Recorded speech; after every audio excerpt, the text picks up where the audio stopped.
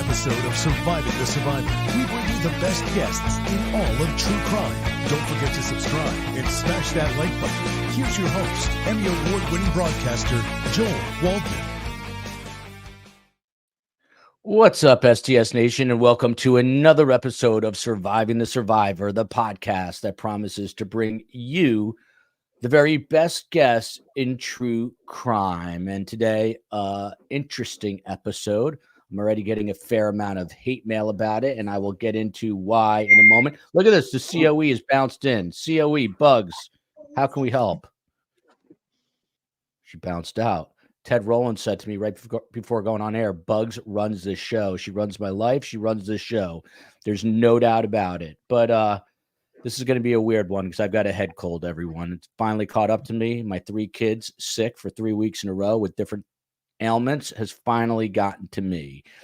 2 decades after Scott Peterson was sentenced to death for the murder of his pregnant wife, Laci, in a very high-profile trial, now the Los Angeles Innocence Project said last week that it had taken up his case. The development marks a significant breakthrough for the 51-year-old Scott Peterson, who has long maintained his innocence and claimed all along that he received an unfair trial.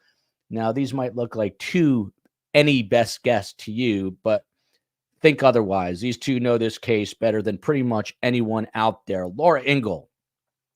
She's currently a crime reporter for NewsNation based in New York City. Before that, she worked as a correspondent for Fox News for 20 years. She began her career in radio, working for the powerhouse KFI in Los Angeles. And she made her name during the Scott Peterson case, and that is why she is here tonight, in addition to the fact that I just like her and she's a cool person and a great reporter. Now, before joining Court TV, Ted Rowlands worked for over 20 years. They both look too young to have worked this long. But Ted Rowlands worked as a correspondent for CNN and ABC News, where he covered some of the most famous and infamous trials in history, including O.J. Simpson, Michael Jackson, Jodi Arias, Scott Peterson, Robert Blake, Phil Spector. The list goes on. And, of course, now he is working for Court TV. Very quick reminder that we do have I'm looking for it, a new Best Trials channel. It is right here. We are airing the Michelle Troconis trial, gavel to gavel, on this channel. And, of course, you all know the most important story I've ever told right here, the QR code for my book. Carmen and I have decided upon a person to help us get the word out. So we'll be getting cranking on all this in the very near future, along with our publisher. So excited about that. And please, if you have it, it is available for pre-orders. Just some very quick background, then we'll jump back in. So we have to go all the way back to Christmas Eve, 2002. There's a frantic call from Scott Peterson. He had just gotten back from a fishing trip, and he calls Modesto police, and he says, I got back from this trip in Berkeley, that is Northern California, and he finds his wife, Laci, nearly 8 months pregnant with her son, Connor. She was gone. She was out of the house. This case, I saw someone say, I think it was Rula, she'd never heard of this case, which means she's under a certain age, because if you're over a certain age, there's no way you would not have heard of this massive case back in the early 2000s. But, of course, his 27-year-old missing wife and child, it captivated the nation, and it stretched on for days. People had one prime suspect. That was Scott Peterson. Without further ado, Laura Ingle, take us back in a time capsule. 2002, you're sort of a cub reporter. Where are you? How do you first get wind of this story breaking? I was down in Los Angeles, and I was working for KFI, as you mentioned. Before that, I was working at KFBK in Sacramento News Radio. My hometown, Sacramento and Modesto, are very close to each other, and you can get there in an hour and change, and depending on how fast you drive. But I was down in Los Angeles when I heard about this, and at the time, my best friend was pregnant and also had a big, bright smile. And so when I saw the images of Laci Peterson on TV, I went to my news director and I said, we have to go cover this story. There's a missing woman, and I'm from Sacramento. And he said, look, you only want to go cover the story because you're from Sacramento, and this is going to go away and they'll find her, or, they'll handle it. And I said, no, I think there's something more to this that we need to look at. And so I talked him into letting me go up to Modesto, where I camped out like many others in front of the Petersons' home on Covina Avenue in Modesto. And just one quick correction, Scott Peterson called, it was Ron Gransky, the stepfather, who called the police. Scott, and that's one of the things a lot of people covering this case have always wondered about, and people watching. It wasn't Scott Peterson who frantically called the police saying my wife is missing. He called Laci's mom on Christmas Eve. He came home and saw that she wasn't there and said she's missing. And that word right away sunk the stomach of Sharon Rocha. And she has said repeatedly, what do you mean she's missing? It's not something you would say. If I came home and my husband wasn't here and I'd been out for the day, I would call around and say, hey, have you seen Kenny? And I would look around for him, but I wouldn't say he's missing. And that really that was kind of the first volley that something was wrong that day. Wow. And how long subsequently were you up there, or at least for the first bit of this? Were you up there for like weeks on end? I was up there for weeks on end. And then eventually I moved to Redwood City. Once he went to trial, I got an apartment in Redwood City, and I actually physically moved there to be there every day. Wow. Ted Rowlands, same thing. I just found out. I thought you were from California, but you're from Madison, Wisconsin, home of the famous university there, University of Wisconsin. Badgers. Yeah, the Badgers. So how did you get involved in this case? And now it's 20-something odd years later. Well, I was a local reporter in the San Francisco Bay Area, and it was December 26th. And there's no news the day after Christmas. And Modesto is outside of our coverage area, but we get this fax back in the day, the fax, the flyer, missing person, and it's a no-brainer to go check it out. She's pregnant, she's missing, she's about 45 minutes, hour away. So we go down there, and I'm working morning, so I get there early in the morning, the 26th, and just kind of work off the flyer. Then I go meet Scott Peterson for the first time after 7 o'clock. We knock on his door, he answers, and at that moment, my photographer and I are like, ooh, this guy's guilty, because he acts so strange, so different than anyone a person in that position would act. He's like, no cameras, doesn't want to talk to us, doesn't want anything. He just says, here's a flyer, and we're like, we already got a flyer, shuts the door on us. And that was the beginning for me and my photographer and my station KTVU at the time, because almost instantly, the overnight ratings ticked up with this beautiful pregnant woman missing. Where is she?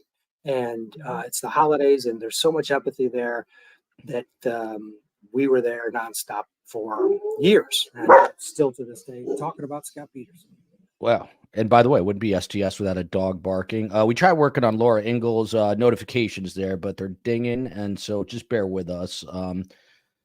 We're not all tech savvy. I would never figure that out myself. But let me ask you this: when you finally knocked on that door and Scott answered, how far after the disappearance was made public was this that you actually met him, Ted?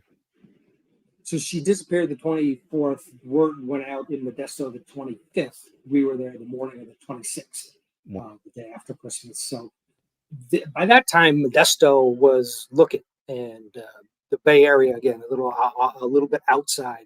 The word got to the press up in the Bay Area the 25th, but nobody really did anything until that day after Christmas.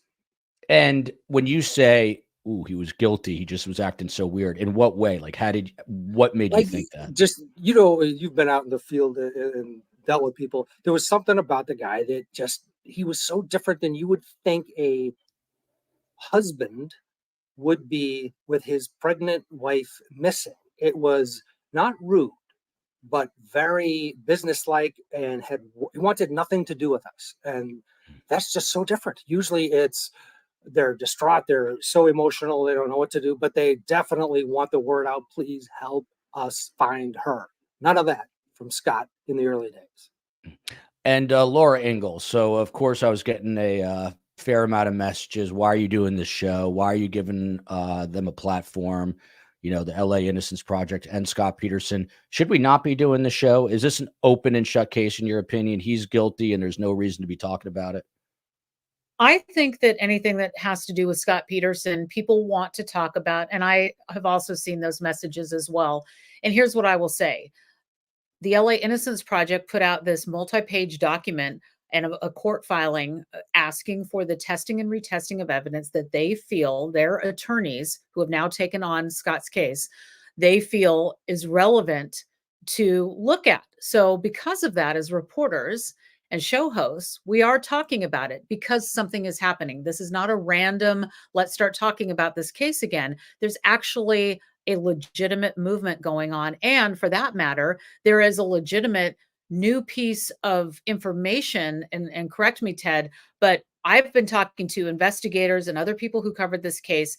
None of us have ever heard about an orange van that was burned out in an alley between Thatcher and Empire, a mile away from Scott and Laci Peterson's home in Modesto. There was a report of a van in front of, across the street from Scott and Laci's home around the time that she vanished, that the Petersons have always maintained was connected to a burglary that had something to do with her disappearance. That van, police believe, was tracked down. A guy named Donnie had this brown, white, or tan van, and it was checked out head to toe, bumper to bumper, and was sent to the Department of Justice.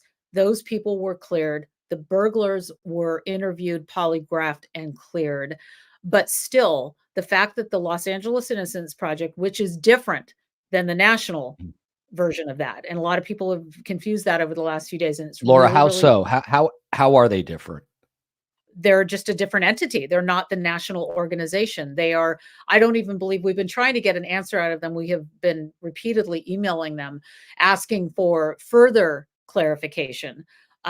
Is it a chapter of the national version? It doesn't seem clear. It's another entity, and it's an organization that's been around from what we have been told 2 years. So it's a relatively new group of attorneys, but the Innocence Project, just the name alone, it's a group of people who believe that there's something there, enough to put this out there into the world to say that this case deserves a second check. Look, I'm saying these words to you as just last week, just last Tuesday, I was in Riverhead on Long Island talking about how the advancements in DNA technology has led to more discovery about the Long Island serial killer suspect. After all these years, decades of years and years of looking for somebody they could tie the case to, they were able to do it through DNA technology. Could the same hold true in reverse? Could new DNA technology possibly give a second, fresh set of eyes to something that the LA Innocence Project feels is worthy of being tested? Maybe. We won't know until that happens. And we're going to dig more into this other van, this orange van that was burned with a mattress inside, apparently with some blood and DNA on it. Avalia Keo, I'm not going to pull it up, but she says, Ted Rowlands, remember your amazing coverage. From Annie K here to Ted, if he's innocent, how can all of Scott's guilty post behavior be explained away? He did dye his hair, that infamous blonde, ran off to Mexico, or at least tried to get there. I don't remember if he actually made it, calling his mistress, Amber Fry, during all of this. I'm going to pull up a photo of her. This is Amber Fry and Scott, if you guys remember her. What about all these, these behaviors post disappearance that he tries to take off? Well, he was found guilty and sentenced to death row. So yeah, they're a huge part of the equation. And for some reason, the true crime community hates Scott Peterson so much that they don't want to listen another word about it. I'm not going to tune into this. It's insane, the hatred and the lack of all right, well, let's listen to all of it. And if you do, and Laura and I sat through the entire trial, there are some question marks that you're thinking, wow, how did he do this? Rick DeStasso, the prosecutor, in his closing argument said, we don't know how he did it. But we know he did it. And jurors at the end, that's their feeling. And I get it. If I was on that jury, I would have found him guilty. However, it's still a case that if you plow all the way into it, if you look at it, you start asking questions of, well, how did he pull this off? it does raise an eyebrow or two. And I think the orange van, I remember Matt Dalton, Laura probably does, he was originally on Mark Garagos' team. There was a falling out. He was sort of the attorney in Modesto out of the gate. And he came across this discovery of this orange van, and he was glued into it. What's new here is that has never been tested, that DNA. So this is it. If the Innocence Project's a request for discovery is allowed, which it should be, they've ticked off what they need to get the court's approval to go in and test these things. This is how it works, and this is how it should work as a society. Because the people that are interviewed walking out of prison innocent, well, it starts with this kind of work. And so if at the end of the day Laci Peterson's blood is in that van, it's over, right? So, and the physical evidence does, believe it or not, tie in, it would work with an alternative theory because there is so little physical evidence. That said, why is his hair dyed? Well, there's an excuse for everything. There's an explanation for everything. But when you start stacking them up, it's a come on, man, kind of thing. And that's what the jury went on. That's how this case has gone from the beginning. And this is going to be, I think, the end one way or another. Well, that's a good thing. Alicia Gallegos talking here about Mark Garagos, and he is in the headlines today, basically proclaiming his former client's innocence. He represented Scott Peterson. Wonder how much money Scott's family has donated to this chapter of the Innocence Project. It is weird because the overarching Innocence Project, Barry Scheck and company, they try to exonerate wrongfully convicted people in prison. But it's weird that this like new entity sort of pops up.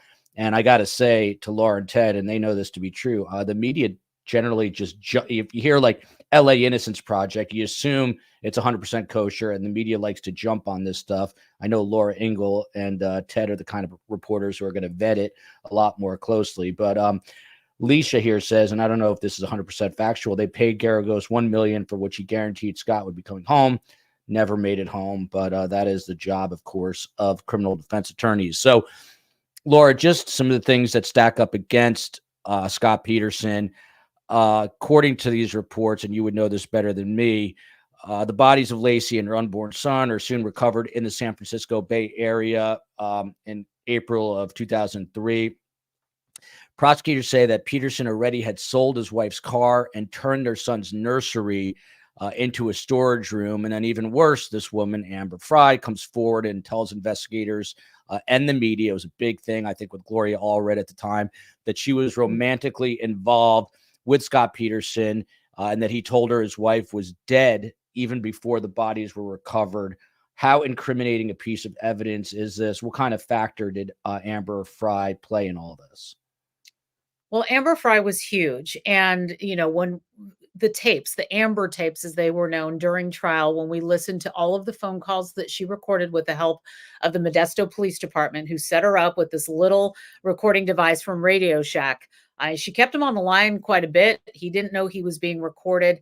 All of that played out in a courtroom. One very slight variation of that, of the information that he gave her when they started dating, was that he said, my wife is gone. This will be my first Christmas without my wife.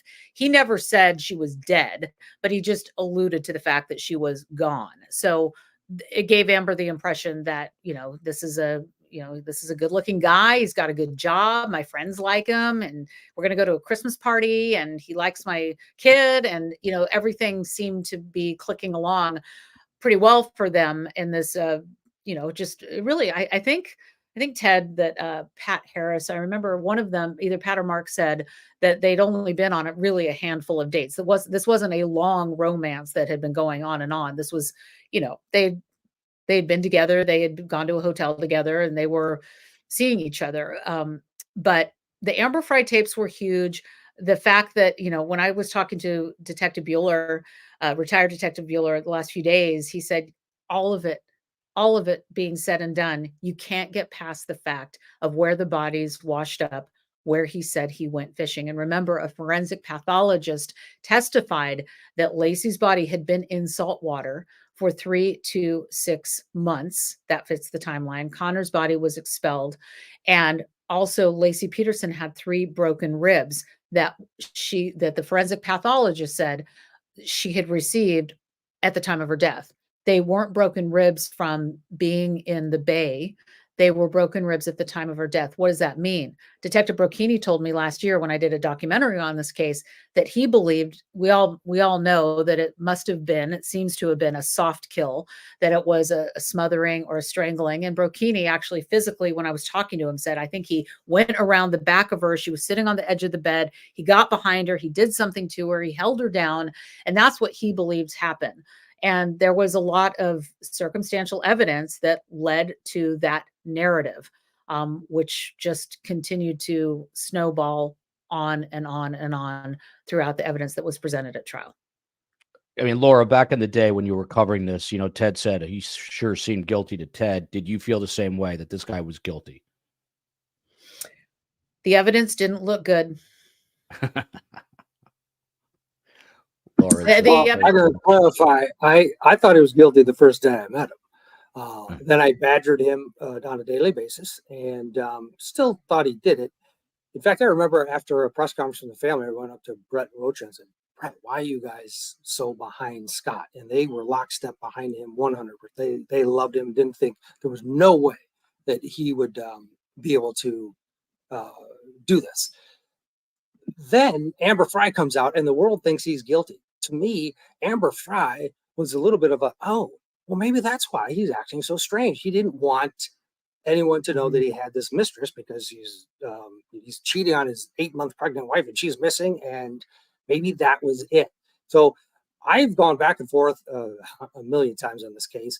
I've always felt that he's guilty, but I've always been bothered by it. And there's something missing. Like all of the things, yes, San Francisco Bay, that's the biggest piece of evidence. Why would he go fishing in this little boat that he's never been on and use that to dispose of his wife when he works in the fertilizer business? He's out in the middle of nowhere in Modesto. It's a weird way to dispose of a body. And the defense has always said, well, the real killers, they saw that Scott, that was his alibi. And the alibi was announced day 2 of this investigation. It was very early on. And again, the idea of someone else doing it and then taking the time and effort to transport a dead Laci Peterson, to frame Scott Peterson, now it's getting, it's hard to get your head around. But where was the blood? Where was any fluid at all? His activities that morning, then he was gone. So all during the Christmas time, Christmas Day, he was gone. Starting at 10 a.m., Scott Peterson has an alibi because that's when he turned on his computer at the workshop. It just seems like for a first timer, he pulled off a crazy murder inside his home, presumably with a pregnant woman. And everyone expels fluids when they're dead. Pregnant people, more so, and not one bit of blood, DNA, nothing. That's one of the things that does make you pause. Well, and there was some blood at the end of the bed on the duvet that tested for Scott Peterson. And Scott had said, remember, he said, look, I've got cuts. He showed reporters the cuts. Maybe he showed them to you, Ted. And you were one of the ones that got the interview, which kudos, because that was a hard interview to get. And Ted Rowlands got one of them. And Brocchini said that he believes that when Laci fought back, if his theory is true, that she scratched him. And the reason why there's specks of blood from Scott at the end of the bed is because that's where he thinks it happened. He said it's not like he cut himself shaving and there were blood droplets at the head of the bed where you would have maybe blood on a pillow if you cut yourself shaving. They were at the end of the bed, and that's where he thinks something happened. That's his theory. Interesting. Moto 88 here. So this van is already, I think, very confusing to a lot of people. Moto 88. So there was DNA taken from a burned out van at the time of the murder, ? That seems odd. Why would there be DNA taken from a random burned out van on the street? I'm confused, or I missed something. Ted, can you fill in the blanks here? There are 2 vans in question, right? Yeah. So this burned out van, the orange van, was found near the Modesto airport. and it was found on December 25th. Reported, a fire investigator comes, and he is part of this filing from the LA Innocence Project. And they processed this van not knowing that there could be any association with Laci Peterson. But the fire investigator says, we see blood, we see that it's been burned out, and we're hearing about this missing woman. And right away, the fire department says, hey, we should tell Modesto police about this van and what we have. They take photos, they deliver that information, they actually transport the van away from the media so the media wouldn't see it into a forensic evidence area. They take the samples of the carpet and they do collect evidence, but they don't test for DNA. They don't test it moving on from there. So that's what the LA Innocence Project wants to do, is go in there and test this. And if you do read the declaration from this fire marshal, years now, he just filed this, or recited this last year. It's kind of chilling. He says, right away, I thought of that missing woman, and I have thought about it for a very long time. In fact, an investigator who used to be a journalist, Mike Gutchell with the ABC, he knocked on his door. This is the only reason this has been brought out. It was part of the original discovery, but they were black and white photos. This guy produces to this investigative journalist a color photo, and boom, now you see all the blood, and it hits a little different. Why wasn't that tested? And that I know why, because they thought they had their guy, which is fine. At this point, test it. Why not? There's no reason not to test it, just to make sure. Because the 25th would be that day. If they say that she was out on the 24th, there's that van. Okay, they kill a lady in the van, they burn the van. All right, that makes sense-ish. Probably not that, but test it. By the way, Laura Ingle, she was going to come on the show this week for the Michelle Troconis trial. She interviewed Fotis Dulos, so I can't abuse her too badly. But hopefully next week we'll get her on, because we've been covering the Michelle Troconis trial, and she also knows a ton about that. Rula's the one who said she hadn't heard of this case, but says it sounds like another Chris Watts. Meanwhile, Scott is serving a life sentence without parole for murdering his wife, Laci Peterson. He was sentenced to death, and then that was reversed, I think, in 2020. Now, family members have come out. Laci's cousin, a guy named Stan Bonds, and Laura and Ted are going to know a lot more about him than I do. But Stan Bonds just said in the last week or so about the LA Innocence Project, they're barking up the wrong tree, trying to get that criminal loose. Scott was a spoiled rich boy that got caught, and goes on to say at the candlelight vigil shortly after Laci's death, when he went to approach Scott to ask him some questions, he finds him on the phone throughout the entire service. Clearly, family members, Laura, think he is guilty, at least these sets of family members. I think his sister-in-law, his brother's wife, thinks he's completely innocent. But how surreal is it for you that you're getting calls from people like me 20 plus years later to cover this case? You probably thought it would go away once he was convicted, right?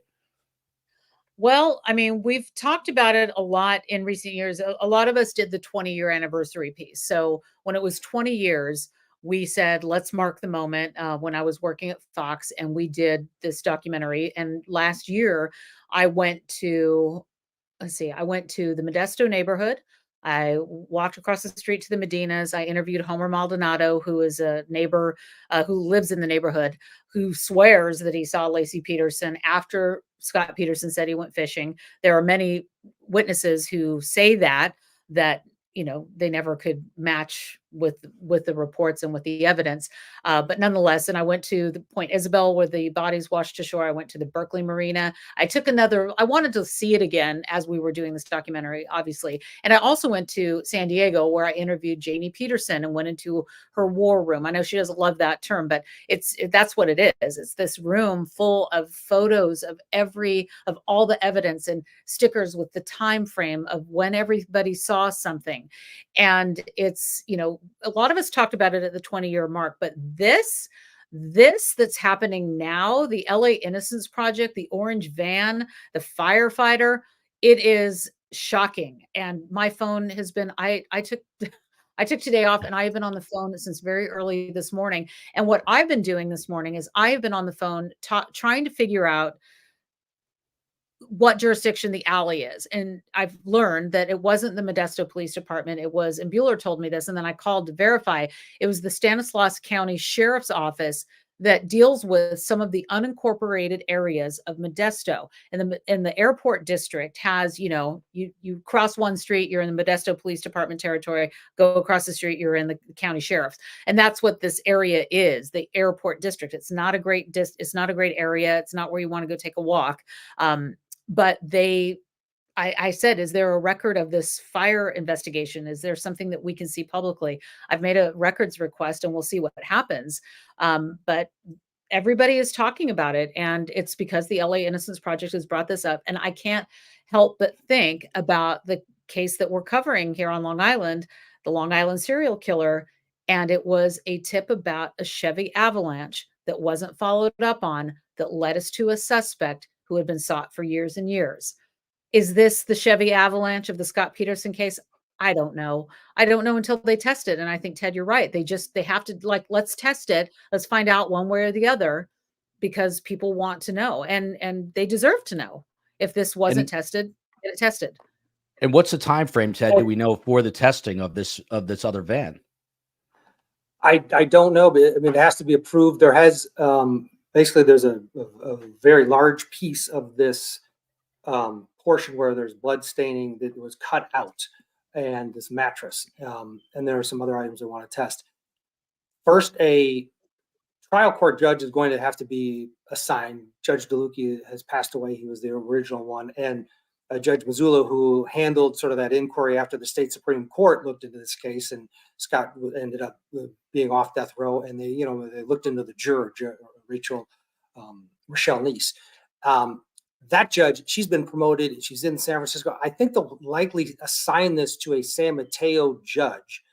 That judge will then make the decision. Okay, we're going to give the discovery over to this Innocence Project, or not, or they'll fight it out. So it's going to take some time, as you might think. Everything has taken us. This take 20 years to get here. They did. This was part of the original discovery, so the prosecution knew about it.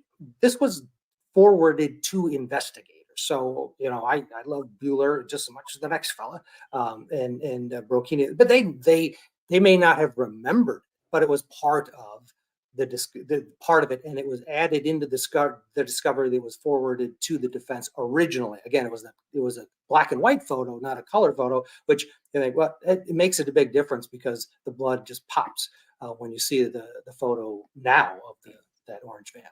Well, Michelina Kimmel, my goodness, Connor would be 21 or 22 years old now. Jessica Souza, I live in the same town, Scott Peterson, and have close friends of Laci's. From all the evidence, he is guilty. So again, back to the Innocence Project here. They usually do come to the defense of low-income defendants. In this case, obviously, Scott Peterson is a man with means, as is his family. They filed, as Ted said earlier, this lengthy motion back on January 17th. And the direct quote is, "New evidence now supports Mr. Peterson's longstanding claim of innocence and raises many questions into who abducted and killed Laci and Connor Peterson."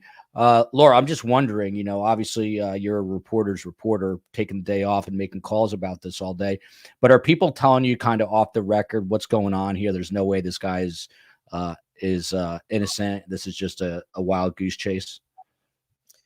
I would say, well, you've got it both ways. Those people that were close to the investigation and the friends and family, I have not been able to get in touch with Sharon Rocha or family members.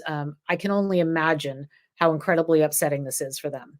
I mean, we just got through the 20-year anniversary, and as somebody who, lived in this area and watched this all go down, I still think of Laci Peterson every Christmas. When I see the twinkly lights on the houses, I remember being in that neighborhood with the gumball lights and the police there. It's so hard to imagine that after everything we've been through and watching this case unfold, that there could be a different outcome. with that being said, I can't speak for that side of the family because I have not spoken to them, but I know how they feel because they've told us repeatedly through news conferences and other interviews. But those who are close to the case on the investigative side, aside from the detectives I've spoken to others, and they say, go ahead and test it because we don't think that you're going to find anything different than what all of the other evidence showed you. But Mark Garagos, who's been on our air a lot on NewsNation, saying with his hand, like, I've been telling you people for years, he's innocent. That's always what I've been saying, that something happened. It wasn't this guy. He didn't do it. He is convinced. Pat Harris, I interviewed 2 years ago, convinced he didn't do it. Janie Peterson with the War Room, convinced he didn't do it. The public, forget it. Everybody that is on social media says that he did it, but it's just one of those things where we have to take a second look. You just have to. Yeah. So Ted, there's this juror, Strawberry Shortcake. You're looking at her here. Her real name is Rochelle Nice. Tell the viewers who she is and how she factors into all this. Did Ted freeze up there? Laura, you want to take that? Sure. So I've been in touch with her through the years, and she's been through a lot. I will say, this was not easy on any of the jurors that we have interviewed post trial and conviction and sentencing. It's not easy to sentence a man to death. But Rochelle Nice became a figure in this story when it was revealed that she herself had been abused while she was pregnant, and she didn't reveal that, which then, Mark Garagos would say, the defense would say, she was a stealth juror. She was somebody who didn't reveal. She wanted to be on the jury so she could get Scott, because she didn't reveal what she had been through. She herself had been abused as a pregnant woman, and she wanted to get on the jury. And that became an issue, and it's become an appellate issue. It's been talked about for a long time with all of this. And there's been court decisions because of it. A lot of people have said, the death penalty was overturned because of her. That's not the case. It was a separate issue. It was because jurors who in voir dire were asked if they supported the death penalty. Some who said, I don't support the death penalty, question 2, but can you get past it to move on to this case? And they said they could, and they were still excused. And because of that, that's the reason why the death penalty was overturned. But Rochelle has been a problem in the sense of many people said she should have revealed that. She said, she said in many interviews past that she did not feel that the incident that she had with an ex-boyfriend when she was pregnant made sense in her mind, that would be something that would equate to being a juror on this trial. And she just didn't mention it because she didn't think it was something that fell into the category of whatever it was, the exact question that was being asked. Yeah. Older Wiser says, I love that name, by the way. Strawberry Shortcake was out of control. That jury was totally out of control. One guy left the jury because another juror threatened to beat him to a pulp. She also later, Strawberry Shortcake did. She wrote a book called We the Jury and was writing dozens of letters to Scott Peterson in prison. Ted Rowlands, anything to add about another X factor in this case, which is, or who is Strawberry Shortcake? Well, yeah, but that was litigated and they lost. So this California Supreme Court said, "Hey, look into this because this is weird." She did lie on her application, but the judge assigned to it at the end of the day after a multi-day hearing I was at last year or 2 years ago, I guess now. It was determined that she might have lied to get on the jury, but her issues with her ex did not influence this, and that's over. I mean, the Petersons and the defense really thought this was their avenue to a new trial. And that's you're going after a new trial because of a mistake at your old trial. What's happening now is much different. Now he's going after a new trial because he's saying, in essence, I didn't do it. And I have proof now of the person that did, possibly. So it was compelling. And you know what? Laura was talking about the families, and Sharon and Brett did come to that hearing. And it's amazing what they've had to go through. And now this week it pops up again. This is the never-ending wound for that family. And the way they've handled it with such grace over the decades now is incredible. To Laura's point, I also feel and think about this case and that family a lot. And Laura, to that point, I believe Scott Peterson's mother passed away a bunch of years ago, but Laci's mother is still alive. I mean, forgive me if you mentioned it, I have a head cold, but do we know how she's doing today, how she's taken this news? Do we have any idea? I don't. I've reached out to her. I know that I have the right cell phone number, and she hasn't responded to me. And I can't say that I blame her.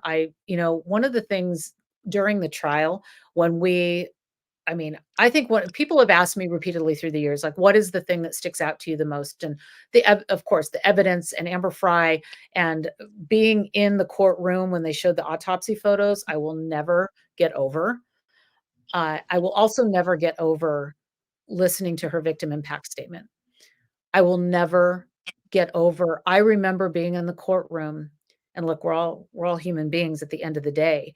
And I remember sitting with my notepad, pen and paper, and I was writing, and I didn't even realize it was happening, that tears were coming and hitting my page, and my pen was running. I couldn't even write on the notepad. Her victim impact statement was so powerful, speaking to Scott as Connor.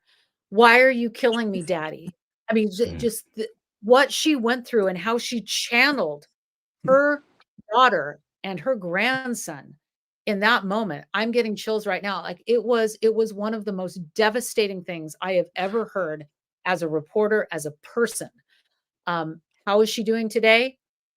She's got all of that underneath and going through it still. And I never ran up to her. There were reporters that ran up to Sharon Rocha every day. And I always stood back. I never, ever approached her during that trial. And maybe it would have been a good soundbite, but I never needed to ask her how she felt because I could see it. Very, very kind of you. There are reporters that don't know when to back off, and that sounds like a case. This is Scott Peterson today on the right. Ted Rowlands, I don't want you to have to remark on a man's looks, but he doesn't look so bad for having been on death row and being in prison for 20 years. Any idea what it's been like for him to be confined, especially on death row for all those years? Well, we've gotten updates over the years, many of them through the family, and most recently when they did have these hearings, Laci's family was there, but also Scott's family. And the story from the family is that he has good days and bad days, but he is still hopeful. They have never wavered in their declaration of his innocence, and he has not either. And that, you take that for what it's worth.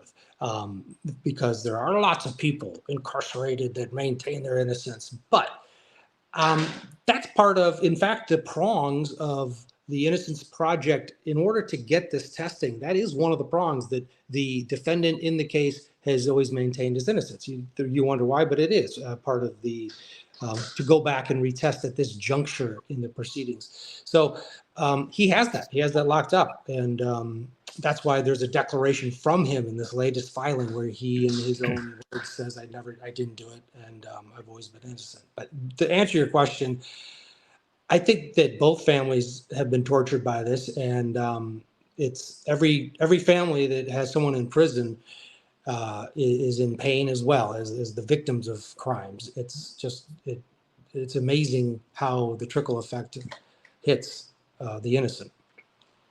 And he's in Ione, California right now. He was moved just outside of Sacramento, my hometown. He's on at the Mule Creek State Prison, which is in kind of this gold rush kind of area, like old timey towns. And I know it well because I have family in the area. And so I just drove by the prison on Christmas when I went home to see my family. And last year stood in front of Mule Creek State Prison and have had a couple of contacts with people inside. He definitely has good behavior. He has different access now that he's been moved. San Quentin was very different than what a state prison is, especially outside of Sacramento. So we know that, and if you go on the website for Mule Creek State Prison, I believe you can see, you won't see Scott Peterson, but you'll see the conditions of that prison, and there's videos of inmates in the exercise yard, and you could get kind of a feel of what his new environment is. And you see how pretty Laci was with that bubbly smile. Just a horrific story, another horrific American story. Cindy Collins, Joel, please take his picture down. I guess I had it up too long. This one saying still creepy looking. But back to Mark Geragos for a minute, Ted Rowlands.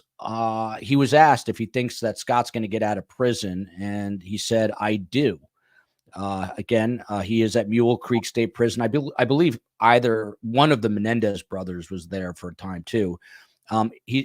Geragos goes on to say, I've always felt this way. You're talking to somebody who has been pilloried for the last 20 years for having the temerity to say that I think he's innocent, meaning Geragos saying he's innocent. He's not being paid now, as far as we know, Ted, by the family.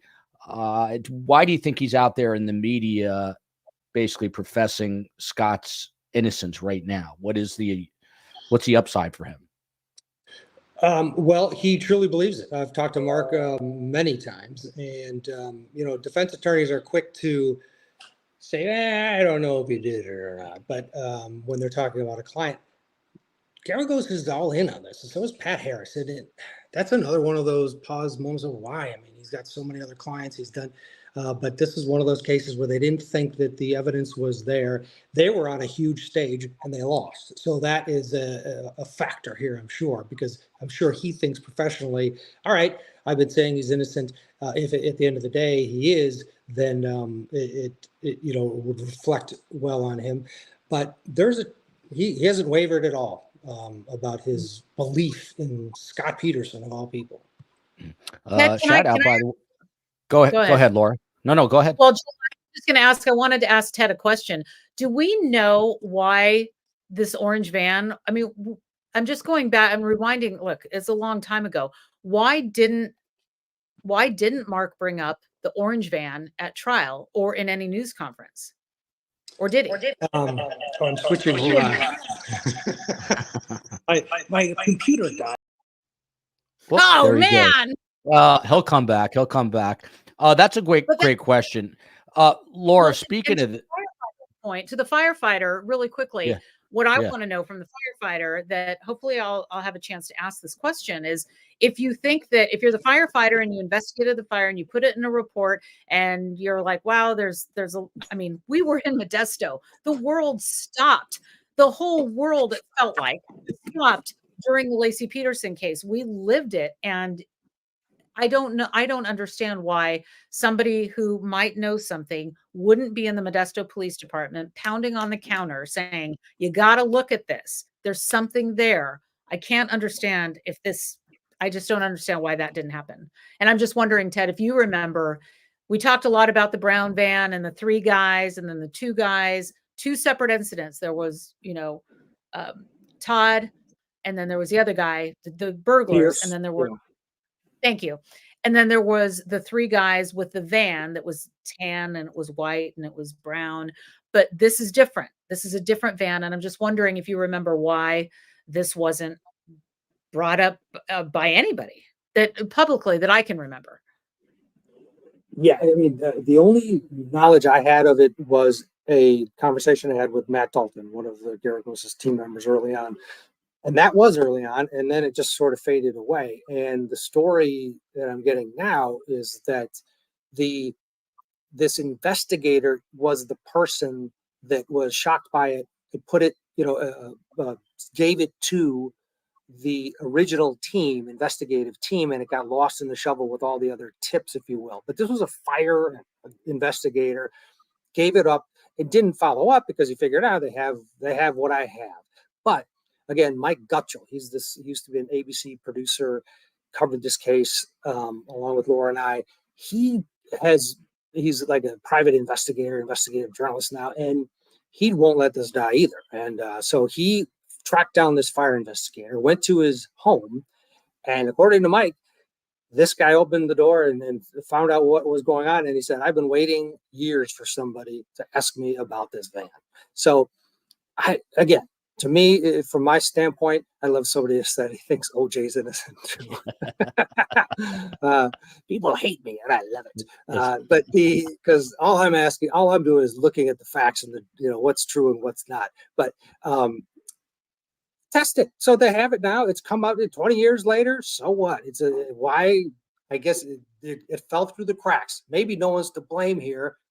Test it and let's move on one way or another. Here's a really popular comment from M. Christine. Scott Peterson is innocent, in my opinion. He was misjudged by law enforcement, the media, and society because he is neurodivergent. That is an interesting take. But Laura, back to this van for another moment. So the LA Innocence Project say that for the first time, they're going to test this cloth from a bloodstained mattress recovered from the back of this orange van that was parked near the couple's house. Do we know who's actually doing the testing? Is that even important?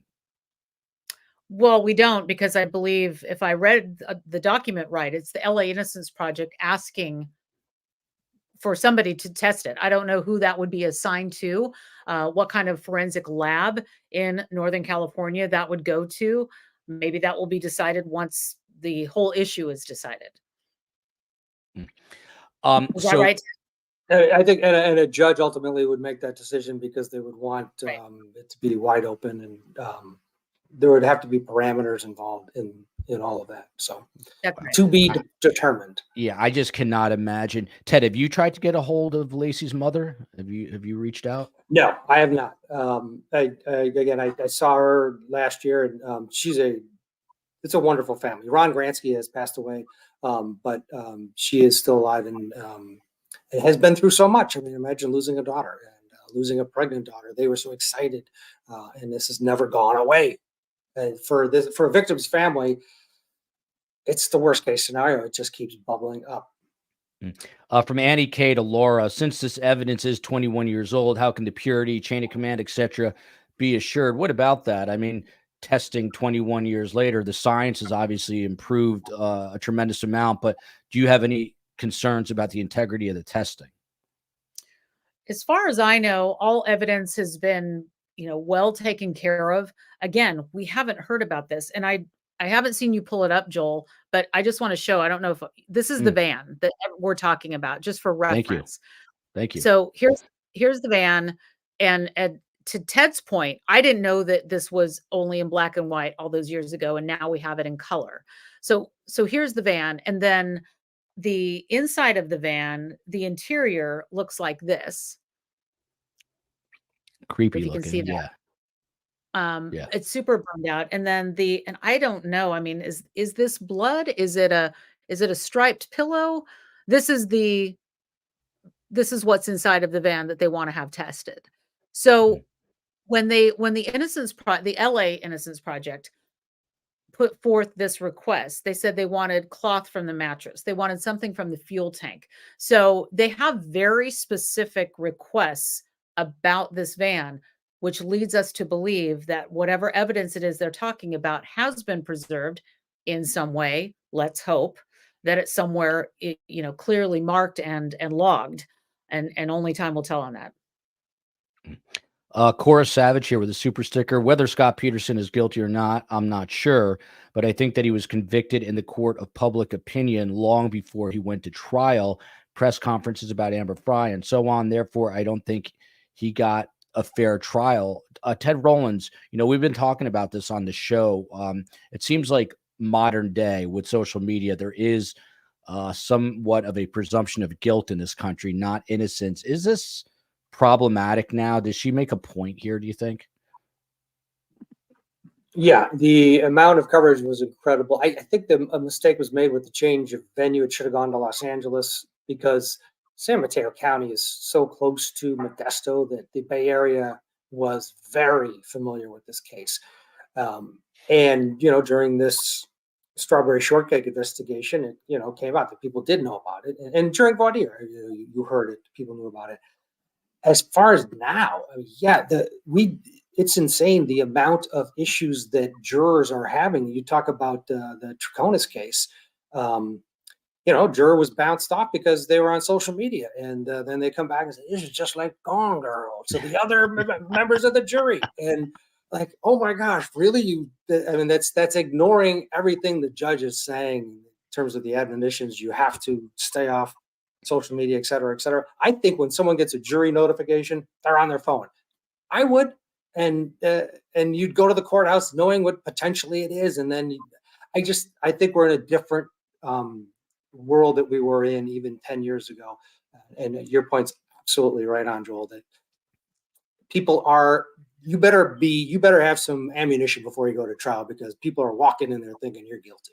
Yeah. And Scott Peterson, that was obviously well before Twitter and Instagram and all that stuff. I'm sure I can find it, Laura, but if you want to make my job easier and you want to send me those photos, I'll put them up on Instagram at Surviving the Survivor.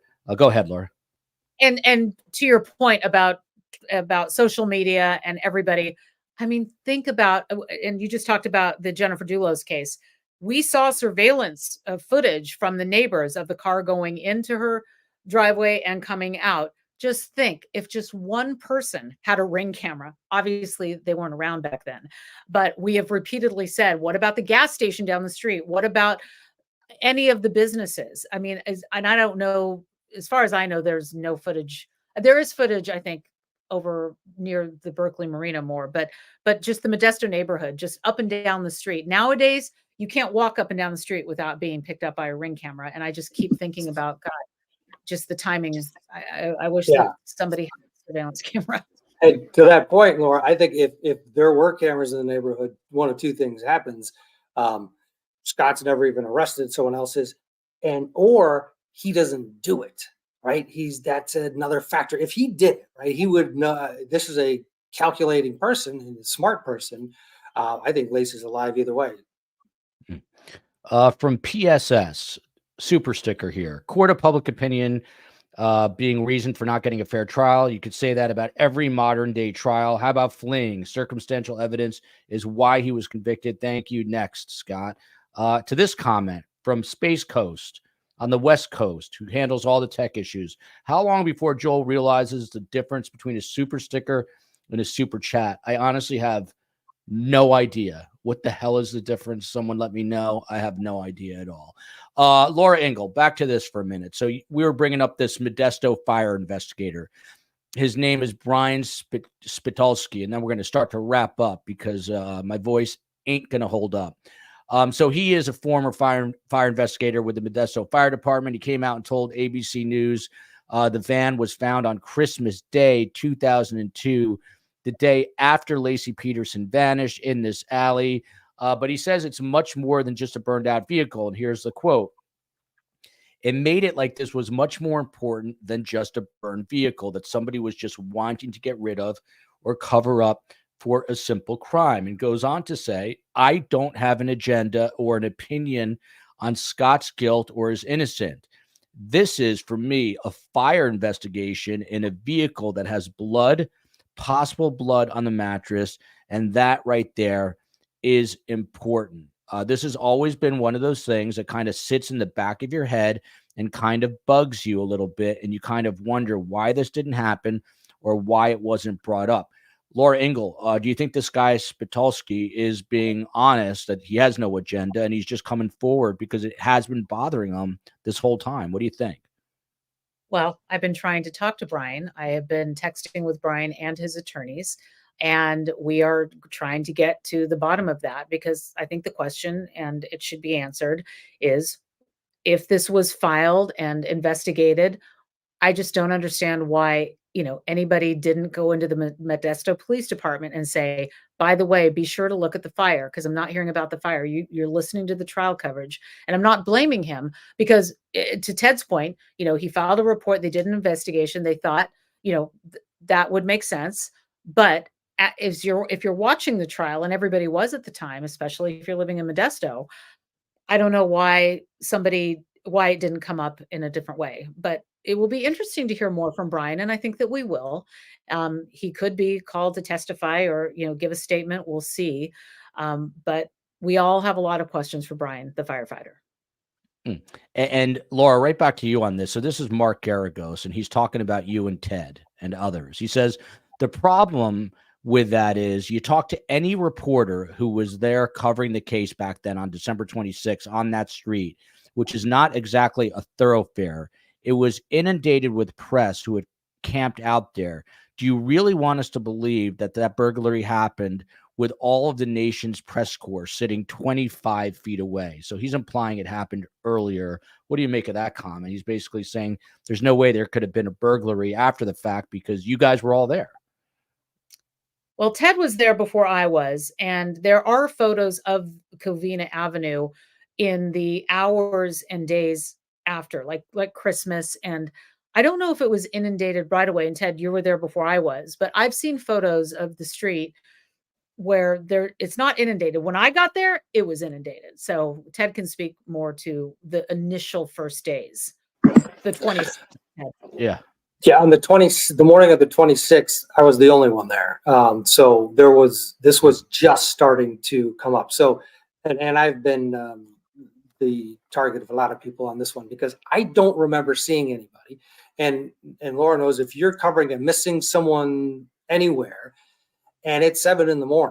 and it's the day after Christmas, anything. Hey, a cat, you're going to run up and try to interview to get to a sense of who this missing person is. And so the idea that a robbery was going on right under my nose, possibly, but I didn't see anything, and that's all I did not see anything. And Mark believes that there were tons of people there. There weren't. It was early in the morning. I mean, they didn't commit this robbery in broad daylight. It was in the overnight early morning hours, and in the early morning hours, it was me, my photographer, and that was it. And we did park down the street so that we didn't bother the neighbors at from 5 a.m. till about 7. That's when we moved up, and that's when I talked to Scott. And Peanut Gallery. You were closer to the park? Yeah, right near the park, because there's a little area there where there are no houses on the one side of the street. And so we parked there. We could see the Peterson house, but we were away so that the generator wouldn't make noise. Is Laci's family still in that area, Laura? Is Laci's family still there? I believe so. I believe, if I remember right, that Brent Rocha is in the Sacramento area, Elk Grove area. I believe that Sharon might still be doing real estate in Modesto, but I haven't talked to her, so I'm not sure. I could tell you that last year I knocked on the door of 523, and it was a very nice man who I spoke to, and it was the first time I actually had been that close to that front picture window. And it's a nice family that lives there now. But as far as Laci's family, to your question, I don't know. Maybe Ted knows more on that. Yeah, that's always the door knock, the infamous door knock, always a strange thing for reporters. But Peanut Gallery here says Scott's half-sister Ann Bird knew him well. She said he acted like a bachelor on the prowl and was acting very strange, followed by Gemma McDonald. Yeah, he also used rental cars to make several trips to the Bay to watch the exact area he dumped Laci. Not suspicious at all, obviously sarcastic. A couple more very quick things, and then I promise we're wrapping up. Jodi Peterson, Ted Rowlands, what do we need to know about her? She is Scott's sister-in-law, married to his brother. She's obviously maintained his innocence and also believes that this burglary happened across the street, may have something to do with it. Is her word credible? Is she someone that we should listen to? Yeah, she's a very intelligent individual. She went and got her law degree, passed the California bar, which is very difficult to do. She will debate you until you are out of questions in terms of Scott's innocence, and has an answer for everything. And again, every single one of the explanations for the things that he did, like the things that people are bringing up, there's an explanation, or, oh, you can't convict someone for that type of behavior. I mean, he rented the porn channel, like he upgraded his porn channel to like hardcore porn during her disappearance. Just his behavior is what got him convicted. And the Petersons and Janie specifically say, great, yeah, he acted like a complete moron. But where's the proof? So she's something you should absolutely listen to if you're open-minded. In this case, it triggers so many people that they don't want to hear anymore. Final piece of information I just want to cover, and then we'll get final thoughts. So Laura, lawyers for this sort of nebulous LA Innocence Project that we don't seem to know much about They're also looking for evidence that they say that they were unable to find in Scott's trial files.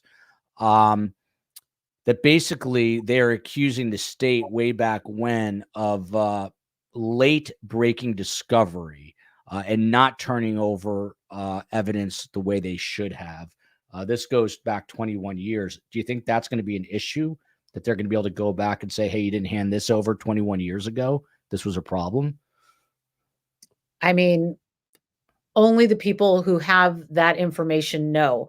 But if I may, because Yes. I was just in her war room.